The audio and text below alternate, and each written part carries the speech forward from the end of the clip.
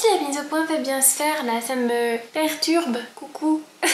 Bien le bonjour et bienvenue dans cette nouvelle vidéo. Quoi? Qu'est-ce qui se passe? Une vidéo de Lady Pumpkin un samedi? C'est pas normal. Bon, déjà j'espère que cette notification vous aura fait plaisir, que vous y attendez ou non, parce que forcément j'en ai parlé sur les réseaux sociaux. Aujourd'hui je sors une vidéo tutoriel, mes coutures, créations, etc. pour faire ce petit bibi en forme de cœur pour la Saint-Valentin. Alors vous comprenez bien pourquoi je sors cette vidéo aujourd'hui et pas mercredi prochain, parce que la Saint-Valentin sera passée. Mais dans tous les cas, si c'est trop tard pour vous pour faire ce chapeau pour la Saint-Valentin, le tutoriel que je fais s'applique à absolument toutes les formes de chapeau que vous avez envie de faire dans ce style-là. Alors, le fait qu'il y ait une vidéo aujourd'hui induit peut-être le fait qu'il n'y aura pas de vidéo mercredi. En effet, j'ai juste peur de ne pas avoir le temps de vous tourner une vidéo assez construite pour mercredi prochain. J'en suis désolée. Ça se voit peut-être pas, mais j'espère que ça se voit quand même. J'essaie toujours de vous proposer un contenu assez dense à chacune de mes vidéos. Et du coup, le fait de ne pas pouvoir faire exactement ce que je veux, autant ne pas faire. Cette phrase n'est pas française. Pour ceux qui ne me connaissent pas, je suis Lady Pumpkin, une pin-up qui fait de la couture. Et aujourd'hui, je vais faire de la couture pour les pin-up. Si tu n'es pas déjà abonné, n'hésite pas à le faire. Si tu veux d'autres tutos du genre, n'hésite pas à me le dire. Like et commente en me disant ce que tu vas faire pour ta Saint-Valentin, que tu sois en couple ou célibataire. Je suis trop curieuse de ce genre de choses.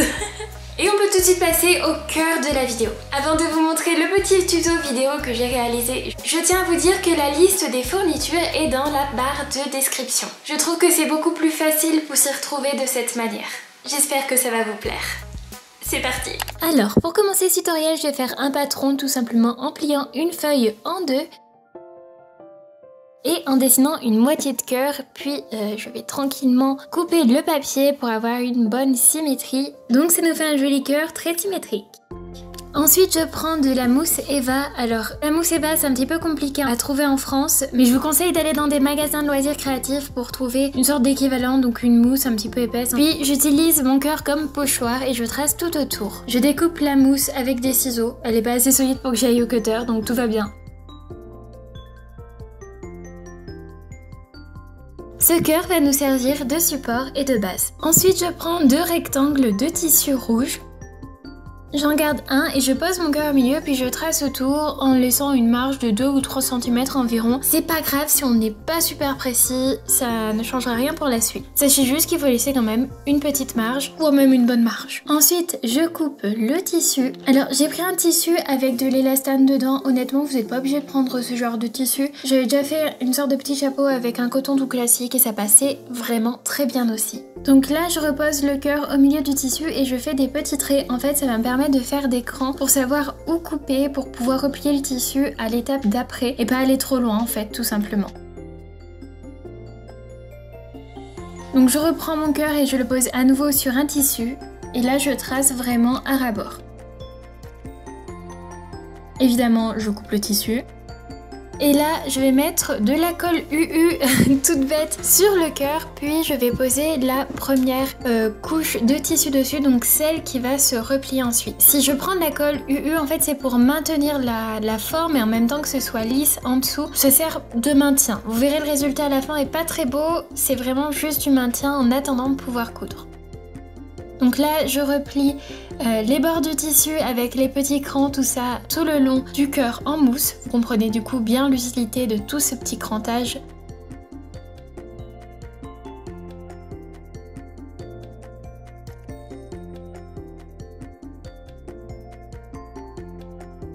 Puis je colle l'autre côté pour pouvoir y coller la deuxième partie de cœur. Donc là, ça va être un tout petit peu plus compliqué parce qu'en fait, je vais replier les bords du cœur en dessous. Enfin, vous allez voir quoi, je vais les plier. Encore une fois, c'est pas grave si c'est un peu grossier. Là, c'est juste une histoire de maintien. L'important, c'est que ce soit bien collé au milieu et que ça nous aide après à coudre sans trop se prendre la tête.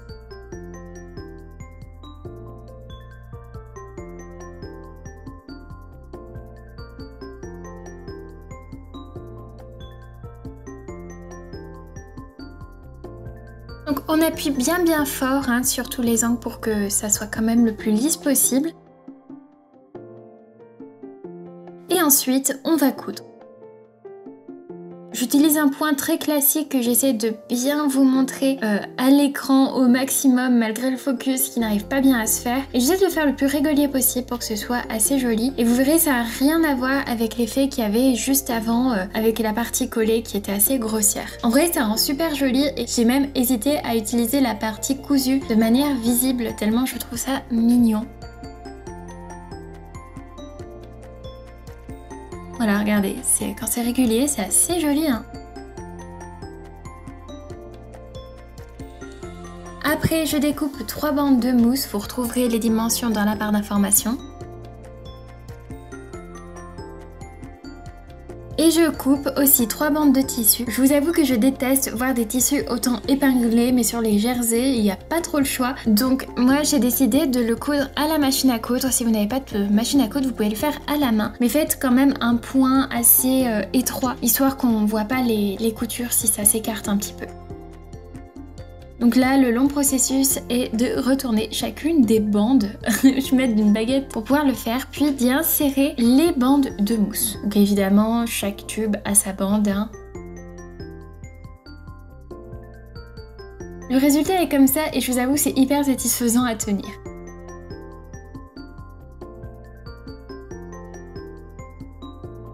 Et j'ai tout simplement cousu les bandes de tissu en pliant les bandes de mousse à la machine. Me demandez pas comment c'est passé, mais c'est passé. Là, je mets les bandes de mousse tissu de manière à faire un joli nœud et j'épingle histoire de maintenir avant de coudre. Donc on a déjà une idée de la forme finale qui est vraiment super mignonne. Donc maintenant je vais coudre. D'abord je vais commencer à fermer les bandes de mousse qui sont en dessous. Vous voyez, c'est pas très joli, c'est même plutôt disgracieux. Je referme ça, puis j'assemble comme le truc autour des nœuds, je sais pas comment appeler ça, au reste des nœuds pour que ce soit bien maintenu. Donc je n'hésite pas à piquer dans la mousse parce que du coup ça maintient encore plus que si je ne piquais que le tissu. Ça se fait assez facilement, hein, je vous assure.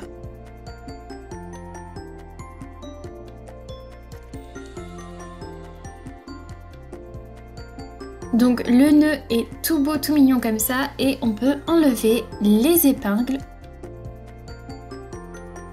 Et maintenant on peut essayer de voir où le poser sur le cœur pour trouver un truc sympa quoi. Moi j'ai bien aimé comme ça. Et maintenant je vais coudre tout simplement le cœur et le nœud ensemble. Alors là je fais un petit zoom pour vous montrer un petit peu comment ça tient, etc. Et voilà, tout simple, tout bête. Maintenant, il est temps d'accrocher un truc pour l'accrocher aux cheveux. Donc moi, je prends une petite pince. Donc je cherche un petit peu le positionnement. Et l'avantage de cette pince, c'est qu'elle a des petits trous. Donc pour le coudre, c'est nickel. Et voilà le résultat une fois fini.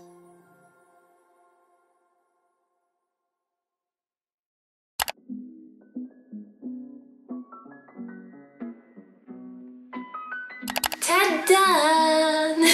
S'il y a 2-3 choses que je pourrais changer, au lieu de prendre une pince assez haute, j'en aurais pris 2 un petit peu plus petites déjà pour mieux maintenir, mais aussi il y aurait moins de risques que ça se voit si le pipi se soulève comme ça.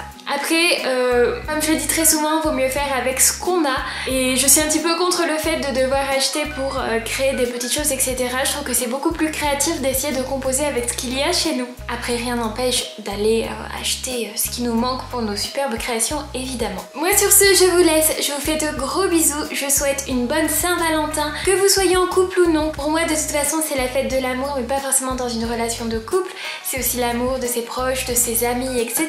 Regardez qui arrive quand je parle d'amour. C'est aussi l'amour de vos animaux de compagnie, qui ne vous aiment pas forcément en retour. Sur ce, je vous laisse et je vous souhaite une bonne soirée. Des gros bisous. Ciao.